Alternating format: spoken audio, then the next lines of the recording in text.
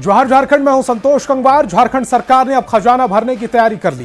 Cabinet की बैठक में यह फैसला लिया गया कि कोयला और लौह अयस्क आधारित भूमि पर सेस की दर 100 रुपए प्रति मैट्रिक टन से बढ़ाकर 250 रुपए प्रति मैट्रिक टन की जाएगी और लौह अयस्क पर सेस की दर 100 रुपए प्रति मैट्रिक टन से बढ़ाकर 450 रुपए प्रति मैट्रिक टन की जाएगी।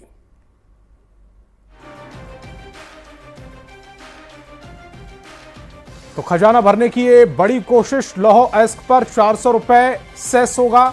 साथ ही साथ भूमि उपकर विधेयक 2024 को मंजूरी मिल चुकी है। इसके अलावा मैया सम्मान में सरकार को ये जो खजाना भरने की कोशिश है उसका फायदा मिलेगा। के अंतर्गत कंपनियों द्वारा पावर अथवा रेगुलेटेड सेक्टर को प्रेषित किए जाने वाले कोयला खनिज पर स्वामित्व रॉयल्टी की वसूली other than power regulated sector को नीलामी के माध्यम से विक्रय किए जाने वाले कोयला के इनवॉइसेस के आधार पर खान एवं भूतत्व विभाग द्वारा किए जाने के संबंध में। इसमें मुख्य रूप से जो पावर और रेगुलेटेड सेक्टर को 80 से 85% कोयला प्रेषित होता है और उसमें 14% रॉयल्टी लिया जाता था। तो जो अनरेगुलेटेड सेक्टर में जो कोयला की बिक्री नीलामी के माध्यम से जो विक्रय की जाती है उसमें जो मार्केट रेट है उसके वेटेड एवरेज के आलोक में ही उसके अनुसार ही जो 80% रेगुलेटेड सेक्टर में या पावर सेक्टर में जो कोयला जा रहा है उसमें भी रॉयल्टी का वही दर रहेगा। और स्वास्थ्य मंत्री इरफान अंसारी ने रांची में नामकुम के एनएचएम कैंपस में 165 स्वास्थ्य कर्मियों को नियुक्ति पत्र सौंपा। इस दौरान कॉन्ट्रैक्ट पर आधारित 105 डॉक्टर और 58 स्वास्थ्य कर्मियों को ज्वाइनिंग लेटर भी दिया गया। इस कार्यक्रम में स्वास्थ्य सचिव भी मौजूद रहे। स्वास्थ्य मंत्री ने इस मौके पर स्वास्थ्य कर्मियों से झारखंड का हेल्थ बेहतर करने में जुटने की अपील के साथ ही स्वास्थ्य व्यवस्था दुरुस्त करने का दावा भी किया।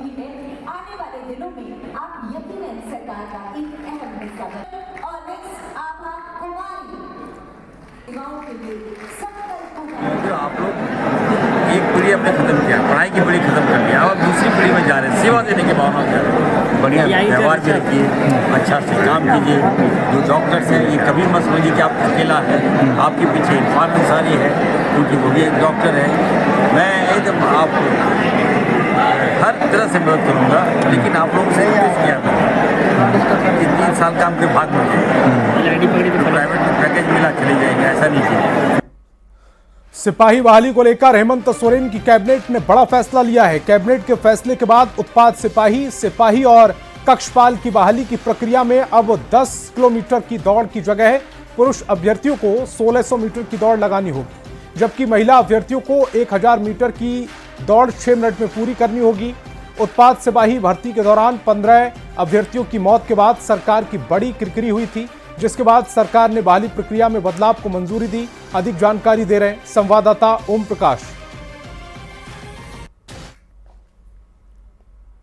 सिपाही भर्ती को लेकर हेमंत कैबिनेट का एक बड़ा फैसला सामने आया है। अब महिलाओं को, खासतौर से बोले कि युवतियों को अब 6 मिनट में 1000 मीटर यानी कि 1 किलोमीटर की दौड़ लगानी होगी, तो वहीं पुरुष प्रतिभागियों को 6 मिनट में 1600 मीटर की दौड़ पूरी करनी होगी। बता दें कि इससे पहले जो नियमावली थी उसमें 10 किलोमीटर का चक्कर जो है वो पुरुष प्रतिभागियों के लिए था और इस दौड़ की वजह से बता दें कि जब उत्पाद सिपाही भर्ती बहाली की प्रक्रिया चल रही थी तो उसमें 15 जो अभ्यर्थी शामिल हुए थे उनकी मौत हो गई थी, जिसे लेकर सरकार की भी किरकिरी हुई थी और उसके बाद से ही इस नियमावली को लेकर सवाल उठ रहे थे और उसी आधार पर इसे कैबिनेट में लाया गया प्रस्ताव को और इस प्रस्ताव को मंजूरी मिली है, जिसके तहत अब 6 मिनट की दौड़ होगी और इस दौड़ में महिला अभ्यर्थियों को करीब 1000 मीटर की दौड़ पूरी करनी होगी 6 मिनट में, तो वहीं पुरुष प्रतिभागियों को 1600 मीटर की दौड़ को पूरा करना होगा। तो कहा जा सकता है अभ्यर्थियों के लिए एक शानदार मौका फिर से आ चुका है, क्योंकि पुरानी नियमावली को लेकर सरकार की भी किरकिरी हुई थी, तो वहीं अभ्यर्थियों को भी स्टेमिना को लेकर काफी मशक्कत का सामना करना पड़ रहा था। कैमरा पर्सन संजीव तिवारी के साथ ओम प्रकाश, न्यूज 18 रांची। रांची से बड़ी खबर मिल रही, होली मिलन समारोह में मारपीट। डोरंडा थाना क्षेत्र में यह मारपीट हुई, युवती से छेड़खानी का आरोप लगा। मारपीट में कई युवक घायल हुए हैं, पुलिस ने काबू में किए हैं हालात। बैंक्वेट हॉल पर कार्रवाई की तैयारी चल रही है। रांची से यह बड़ी खबर। ओम प्रकाश हमारे संवाददाता ज्यादा जानकारी के साथ फोन लाइन पर जुड़ रहे हैं। ओम प्रकाश, होली मिलन समारोह था, लेकिन खबर यह आ रही है कि इसमें युवती के साथ छेड़खानी की गई है। जी बिल्कुल, जो जानकारी है उसके अनुसार युवती के साथ छेड़खानी की घटना हुई। नशे में युवकों ने युवती के साथ छेड़खानी की, जिसके बाद ये पूरा मामला जो है वो विवाद में बदल गया, जिसके बाद दो पक्ष जो हैं उनमें आपस में मारपीट होने लगी, जिसमें कई युवक जो हैं वो घायल हुए, कुछ लोगों का सिर भी फटा है। जिसके बाद मौके पर पहुंची पुलिस ने स्थिति को नियंत्रित किया है। तो वहीं इस पूरे मामले में रांची जिला प्रशासन की तरफ से सख्त कार्रवाई जो है वो की जानी है। इसे लेकर जो बैंक्वेट हॉल है उसे भी सील करने को लेकर जो तैयारी है वो की जा रही है। उम्मीद है कि जल्द ही बैंक्वेट हॉल पर ताला जो है वो रांची उपायुक्त के दिशा निर्देश के बाद लग सकता है। फिलहाल मौके पर पुलिस की टीम पहुंची हुई है और तमाम स्थितियों का जायजा लिया जा रहा है। जी, आपसे ये भी समझना चाह रहे हैं कि जो आरोप लग रहे हैं युवती से छेड़छाड़, जो छेड़छाड़ करने वाले युवक हैं, क्या वो नशे में थे? जी बिल्कुल, होली मिलन का समारोह का आयोजन था, जिसमें कि जो कई युवक थे उन्होंने लीकर का भी सेवन किया हुआ था और इसी दरमियान नशे में धुत युवकों के द्वारा ये छेड़खानी की घटना को अंजाम दिया गया, जिसके बाद ये मामला जो है वो बढ़ा है। ठीक तो है, कहा जा सकता है जो तमाम युवक थे उन्होंने नशे का सेवन किया हुआ था। ठीक है ओम प्रकाश, इस तमाम जानकारी के लिए आपका बहुत बहुत शुक्रिया। और एनकाउंटर में मारे गए कुख्यात गैंगस्टर अमन साहू का शव लेने उसके परिवार के सदस्य देर शाम पलामू पहुंचे। चैनपुर थाना की पुलिस ने पोस्टमार्टम के बाद शव परिजनों को सौंप दिया। अमन साहू के जीजा संतोष कुमार, चचेरे भाई कृष्णा साहू के साथ कई लोग मेदनी राय मेडिकल कॉलेज और अस्पताल पहुंचे थे। आपको बता दें कि एनकाउंटर में ढेर अमन साहू रांची के बुड़मू थाना क्षेत्र के मतवे गांव का रहने वाला था और करीब 36 घंटे बाद परिवार के लोग शव लेने पहुंचे।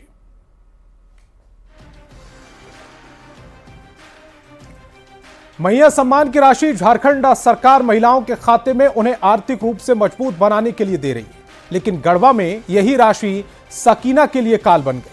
पति पर हत्या का आरोप लगा है और उसे गिरफ्तार कर लिया गया, लेकिन इस घटना ने बाकी मैया को एक बड़ा सबक भी दे दिया। क्या है पूरा मामला, दिखाते हैं एक रिपोर्ट के जरिए। मैया सम्मान की राशि ने ली जान, 7500 रुपए के लिए परिवार में रात, पैसे देने के लिए पड़ रहा था दबाव, केवल 500 रुपए देने पर भड़का पति, पति पर सकीना की हत्या का आरोप।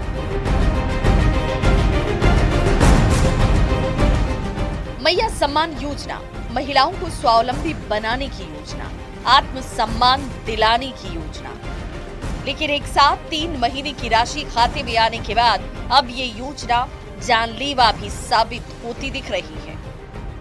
गढ़वा में मैया सम्मान योजना में सकीना बीवी को भी एक साथ 3 महीने की राशि यानी 7500 रुपए मिले थे। सकीना की मां की माने तो खाते से पैसा निकालकर घर आ रही सकीना से पति ने पैसे की डिमांड की थी और नहीं देने पर नाराज भी बताया जा रहा था। 7500 पैसा आने लगता, पैसा हम लड़की निकाल लिया सकीना खातिर। तो बोले थे जे हमको दीजिए पैसा, तब मैया बोले जे हमको त्योहार है, हम तू काम धंधा करवा है ना, तो हम उहे पैसा से कपड़ा लता लेंगे, बाल बच्चा के हम त्योहार निमानेंगे। उहे पैसा के लेकर बाजार में से लड़ते लड़ते घरे आया। घरे आने के बाद रोजा वोजा खोला पानी से। पूरे पैसे की डिमांड की जगह जब केवल 500 रुपए ही मिले तो पति और सास ने जमकर सकीना को पीटा, जिसके बाद उसका शव बरामद किया गया। मां ने पूरे मामले में पति और सास पर हत्या का आरोप लगाया है। आरोपी पति गिरफ्त में है, जबकि पुलिस इस मामले की जांच की बात कह रही है। लड़की के घटिया के महुआ पेड़ है, महुआ के दरखत में ले जाके टांग दिया। वहां से जब धर मार हुए लगा तो घर में लाश आया। घर में से लाश जब सगरे खोजाने लगा तो 4 बजे भोर में बांस में ले जाके लड़की के बैठा के और ऐसे धागा खाली नाम खातिर ला ऊपरे दुपट्टा से धर के फंसा दिया। वो अपने अकाउंट से पैसा निकाली और जिसको लेकर उसके पति उससे पैसे की मांग कर रहा था। यही बेसिकली अभी प्रारंभिक जांच में आया है। हम लोग FIR रजिस्टर कर लिए हैं अनुसंधान अंतर्गत। सकीना को क्या पता था कि जिस मैया सम्मान की राशि से उसने ईद के मौके पर कपड़े खरीदने के अरमान सजाए थे वो कभी पूरे नहीं होंगे।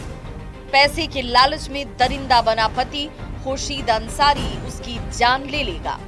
जरूरत है मैया के साथ परिवार के लोगों में भी ये भाव जगाने की कि ये पैसे मैया के हैं और वो ही इसकी मालकिन है। उस पर इस पैसे के लिए कोई दबाव नहीं बनाया जा सकता।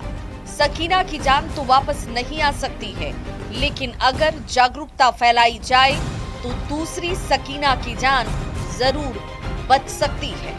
न्यूज़ 18 के लिए गढ़वा से चंदन कश्यप की रिपोर्ट।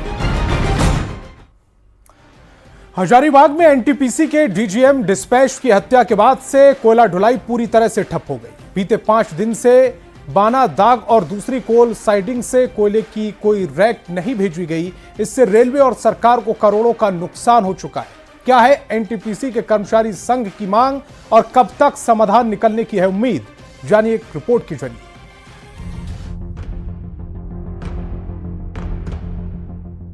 हजारीबाग में NTPC केरेडारी के डिप्टी जनरल मैनेजर डिस्पैच कुमार गौरव की शनिवार को गोली मारकर हत्या कर दी गई थी। ये घटना हजारीबाग से फतहा जाने वाले रास्ते में हुई। इस हत्या की वारदात के बाद से कोयला ढुलाई का काम पूरी तरह से ठप है, जिससे रेलवे को बड़ा नुकसान हो रहा है, क्योंकि एक रैक के परिवहन पर रेलवे को करीब 50 लाख रुपए मिलते हैं। 4 दिन होने को चले हैं। इस तरह से झारखंड सरकार को भी जो हमारे यहाँ से रॉयल्टी कोयले की मिलती है उनको भी करोड़ों रुपए की घाटा है और NTPC को भी करोड़ों रुपए की घाटा है। बता दें कि NTPC की कोयला खदानों से हर दिन हजारों टन कोयला देश के बिजली संयंत्रों तक पहुंचाया जाता है, लेकिन यही कोयला कुमार गौरव के लिए मुसीबत बन गया। घटना के बाद NTPC के अधिकारियों ने सरकार से 50 करोड़ रुपए के इंश्योरेंस कराने की मांग की है। साथ ही मृतक कुमार गौरव की पत्नी को NTPC में DGM पद पर नौकरी दिलाने की मांग की। वहीं NTPC के अभियंता संघ के सदस्यों ने हत्याकांड की जांच CBI से कराने की मांग की। न सिर्फ सरकार को तो रॉयल्टी का नुकसान हो रहा है, जो हमारी बिजनेस है उससे बहुत तरह के लोग जुड़े हुए हैं। हमारे ट्रांसपोर्ट एसोसिएशन के लोग जुड़े हुए हैं, हमारे हाईवे एसोसिएशन हो गए, हमारे और भी गांव के लोग जुड़े हुए हैं, जिनकी कहीं ना कहीं डायरेक्ट या इनडायरेक्ट रूट से रोजी रोजगार चलती है। तो इससे मैं कहूँगा करोड़ों का नुकसान हुआ है और अगर सरकार इसमें जल्द से जल्द पहल लेती तो ये नुकसान को कहीं ना कहीं रोका जा सकता था। तो हम अभी भी सरकार से यही अनुरोध करेंगे कि इस जो ये मौत हुई है उसका पर्दाफाश किया जाए और दोषियों को पकड़ा जाए। हजारीबाग जिले में संचालित NTPC के 3 प्रमुख कोल प्रोजेक्ट से हर दिन लाखों टन कोयला निकलता है, लेकिन कोयला डिस्पैच बंद होने से उत्पादन तो हो रहा है, लेकिन कोयला सिर्फ डंप हो रहा है। अब देखना होगा कि प्रशासन और NTPC इस मामले में क्या कदम उठाती है और समस्या का समाधान कितनी जल्द हो पाता है। NTPC के DGM कुमार गौरव के हत्या हुए आज 5वां दिन होने को चला है। बता दें कि इसको लेकर जो है जहां कर्मचारियों के बीच, पदाधिकारियों के बीच एक भय का माहौल देखने को मिल रहा है, तो वहीं सरकार की बात करें तो इस ट्रांसपोर्ट से जुड़े लगभग 15 से 20 करोड़ रुपए की जो है वो क्षति बताई जा रही है, यानी जो सरकार का रॉयल्टी है उसमें नुकसान पहुंच रहा है। क्योंकि सुशांत सोनी, न्यूज़ 18 हजारीबाग। पर्व त्योहार के दौरान कानून व्यवस्था के मुद्दे पर सीएम की बैठक पर बीजेपी विधायक CP सिंह ने प्रतिक्रिया दी। उन्होंने कहा कि लॉ एंड ऑर्डर की स्थिति खराब होने पर मुख्यमंत्री को ऐसी बैठक महीने में एक बार जरूर बुलानी चाहिए और अधिकारियों से भी जवाब तलब करना चाहिए। उनके जिम्मे पूरे राज्य के सुरक्षा की जिम्मेदारी है। वैसी स्थिति में ये बैठक करते हैं तो स्वाभाविक है बैठक करना चाहिए, और बैठक सिर्फ एक बार नहीं करना चाहिए, बल्कि इन्हें जब भी ऐसे लॉ एंड ऑर्डर की स्थिति खराब होती है तो मैं समझता हूँ महीना महीना बैठक करना चाहिए। राजधानी में ही बैठक करना है तो महीना में एक बार ज़रूर करना चाहिए बैठक, और 1 महीना के अंदर जितनी घटनाएं घटी हैं उसके बारे में सवाल जवाब करना चाहिए। गोड्डा से बड़ी खबर मिल रही, मानव तस्कर गिरोह का खुलासा हुआ है। 3 आरोपी गिरफ्तार किए गए। 3 नाबालिगों का रेस्क्यू किया गया। आंध्र प्रदेश नंबर की गाड़ी जब्त की गई है। पैसे का लालच देकर गिरोह बेचता था। पहाड़िया लड़कियों को गिरोह निशाना बनाता था। तो बड़ी खबर गोड्डा से मिल रही है, मानव तस्कर गिरोह का खुलासा कर लिया गया है। 3 आरोपी इस समय आपकी टेलीविजन स्क्रीन पर नजर आ रहे हैं। तीनों को गिरफ्तार कर लिया गया। 3 नाबालिगों का रेस्क्यू किया गया है। आंध्र प्रदेश नंबर की यह गाड़ी थी जिसे जब्त किया गया। पैसे का लालच देकर यह गिरोह लड़कियों को बेचता था। पहाड़िया युवतियों को यह गिरोह अपना निशाना बनाता था। 300 गाड़ी से 3 बच्चियों को हम लोगों ने इंटरसेप्ट किया, बरामद किया। उनके द्वारा बताया गया कि अभियुक्तों के द्वारा उनको काम कराने के लिए आंध्र प्रदेश ले जाना था। उनका साथ में उनका एज वेरिफिकेशन कराया गया तो तीनों लड़कियां नाबालिग निकली। साथ में जो 3 आदमी थे उसमें गाड़ी में जिनको गिरफ्तार किया गया उनमें से एक अगस्टिन सोरेन जो सुंदर पहाड़ी का है। इन लोगों ने अपने स्वीकारोक्ति में भी बतलाया कि सुंदर पहाड़ी से लोगों को, बच्चों को काम करने का लालच देकर ये लोग बड़े बड़े घरों में नौकरी लगाने के नाम पर बेच देते थे और वहां पे उनसे काम कराया जाता था। गुमला के सोनिया देवी की मौत संदिग्ध हालत में दिल्ली स्थित ससुराल में हो गई थी। सोनिया की मौत के बाद पति समेत ससुराल के लोग फरार हैं। वहीं सोनिया के मायके वाले अंतिम संस्कार के लिए शव लेकर भटक रहे हैं। उनकी मांग है कि सोनिया के ससुराल वाले विधि विधान के साथ अंतिम संस्कार करें। दिल्ली में 4 दिन तक भटकने के बाद इंसाफ की आस लिए पूरा परिवार रांची के धुर्वा थाने पहुंचा और मृतक को मुक्ति के साथ इंसाफ दिलाने की गुहार लगाई। साल 2019 में सोनिया की शादी एयरफोर्स में काम करने वाले नितेश से हुई थी, जिसके बाद से ही उसे दहेज के लिए प्रताड़ित किया जा रहा था। और जामताड़ा से बड़ी खबर मिल रही है, साइबर ठगों पर बड़ी कार्रवाई की गई। 5 साइबर ठग गिरफ्तार किए गए। बांसपट्टी पुलिस ने गिरफ्तारी की है। 16 मोबाइल और 20 सिम कार्ड बरामद किए गए। आधार कार्ड और पैन कार्ड भी बरामद किया गया। पुलिस का यह बड़ा एक्शन। जामताड़ा से बड़ी खबर, साइबर ठगों पर बड़ी कार्रवाई। 5 साइबर ठग गिरफ्तार कर लिए गए। बांसपट्टी पुलिस ने यह कामयाबी हासिल की है। 16 मोबाइल और 20 सिम कार्ड बरामद कर लिए गए। आधार कार्ड और पैन कार्ड भी बरामद हुए। केंदुआ टाड़ स्थित बांसपट्टी के पास साइबर अपराध कर्मियों को साइबर अपराध करते हुए गिरफ्तार किया। इनके नाम कुछ इस प्रकार हैं: समीम अंसारी, उम्र 25 वर्ष, पिता चिराउद्दीन मियाँ। मोहम्मद शमसुल, उम्र 24 वर्ष, पिता मरहूम इस्लाम मियाँ। विद्युत कुमार मंडल, उम्र 27 वर्ष, पिता श्याम सुंदर मंडल। अब्दुल कलाम, उम्र 19 वर्ष, पिता खुर्शीद अंसारी। और तबारक अंसारी, उम्र 23 वर्ष, पिता सलीम मियाँ। झारखंड ओडिशा सीमा क्षेत्र में ओडिशा पुलिस के साथ मुठभेड़ में चाईबासा का एक अपराधी घायल हो गया, जबकि दूसरा अपराधी मौके से फरार है। उसकी गिरफ्तारी के लिए राउरकेला पुलिस और झारखंड पुलिस संयुक्त रूप से छापेमारी कर रही है। पूरे मामले पर एसपी ने कहा कि ओडिशा पुलिस के साथ संपर्क में है। आगे की कार्रवाई में ओडिशा पुलिस को जो भी सहयोग चाहिए वो मिलेगा, दिया जाएगा। उसमें उड़ीसा पुलिस से हम लोग संपर्क में हैं और उसमें जो भी सहयोग अपेक्षित है वो हम लोग उनको सहयोग प्रदान करेंगे। जो भी उसमें विपरीत कार्रवाई है, जो भी सहयोग हम लोग प्रदान करेंगे। और खबर रांची से, जहां चुटिया के प्राचीन श्री राम मंदिर स्थित ऐतिहासिक फागडोल जतरा मैदान में होलिका दहन का आयोजन किया गया।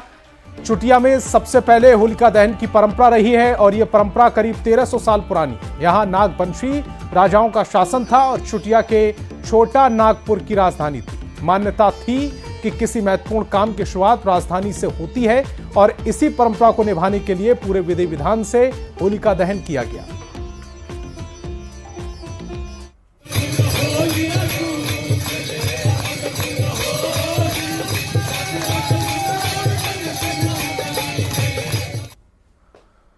और हजारीबाग के केरेडारी प्रखंड में अखिल भारतीय भुइयां समाज समिति ने सबरी जयंती के मौके पर होली मिलन समारोह का आयोजन किया। इस कार्यक्रम में कांग्रेस नेता अंबा प्रसाद शामिल हुई। उन्होंने फीता काटकर कार्यक्रम का उद्घाटन किया और लोगों को होली की शुभकामनाएं दी।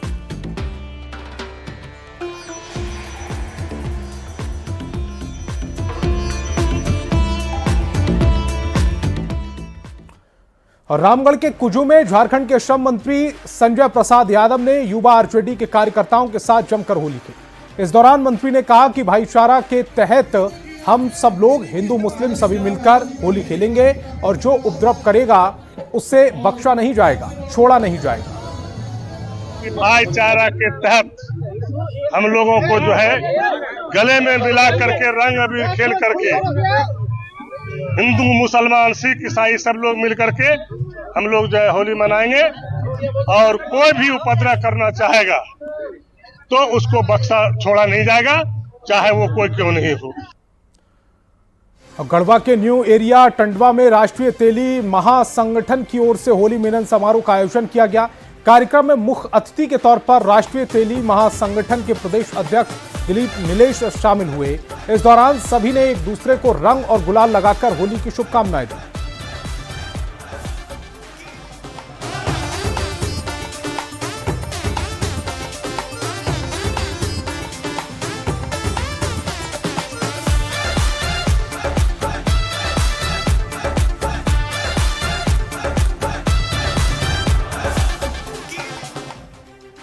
और खूंटी के सदर थाने में प्रशासनिक अधिकारी की ओर से होली मिलन समारोह का आयोजन किया गया, जिसमें आम लोगों के साथ एसडीओ सदर वीडियो के साथ एसटीपी ने जमकर होली खेली है और गीतों पर ठुमके लगाए।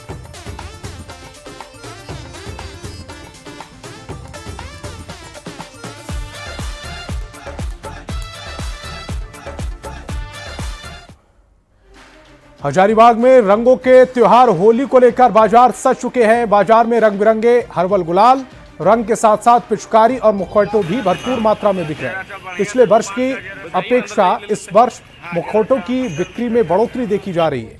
दुकानदार बताते हैं कि बच्चे विभिन्न प्रकार के मुखौटों की मांग करते हैं और खरीदते भी हैं।